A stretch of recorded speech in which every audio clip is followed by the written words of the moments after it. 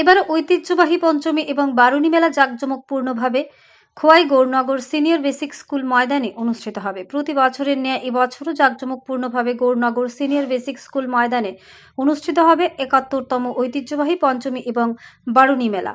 আগামী ৩রা ফেব্রুয়ারি এই মেলার উদ্বোধন করবেন যুব ও ক্রীড়া বিষয়ক দপ্তরের মন্ত্রী টিঙ্কু রায়। গোটা বিষয়টি নিয়ে শুক্রবার সকালে গৌরনগর ইউথ ক্লাবের অফিস গৃহে সাংবাদিকদের মুখোমুখি হয়ে বিস্তারিত তথ্য তুলে ধরেন ক্লাব কর্মকর্তারা। এদিন উপস্থিত ছিলেন গৌরনগর গ্রাম পঞ্চায়েতের উপপ্রধান বিভাস সিংহ, ক্লাবের সভাপতি প্রেমজিৎ সিংহ, ক্লাবের সম্পাদক বিপুল রুদ্রপাল, সমাজসেবী ধনঞ্জয় সিনহা থেকে শুরু করে অন্যান্যরা। এদিন তাদের পক্ষ থেকে এই ঐতিহ্যবাহী মেলায় খোয়াইবাসী সমেত রাজ্যবাসীকে আমন্ত্রণ জানানো হয়।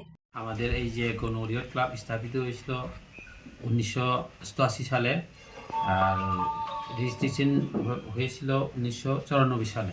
কিন্তু আমাদের এই গ্রামে এই যে আমাদের পঞ্চমী এবং বারুণী মেলাটা ৭১তম 1994 সাল থেকে এই মেলা ঐতিহ্যবাহী চলে আসছে।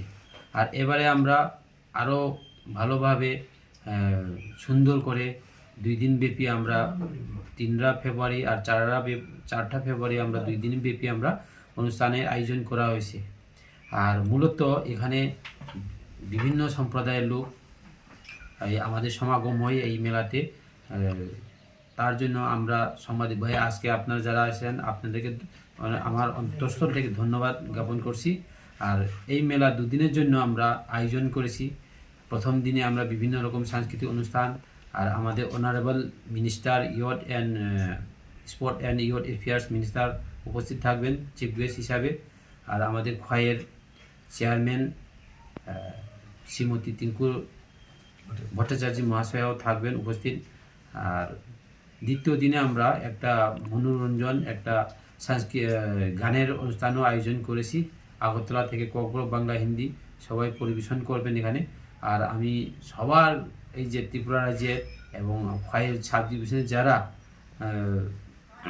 স্থায়ীভাবে বসবাস করেন তাদেরকে আমি ক্লাবের পক্ষ থেকে, আমার ব্যক্তিগত পক্ষ থেকে সবাইকে নিমন্ত্রণ জানাচ্ছি।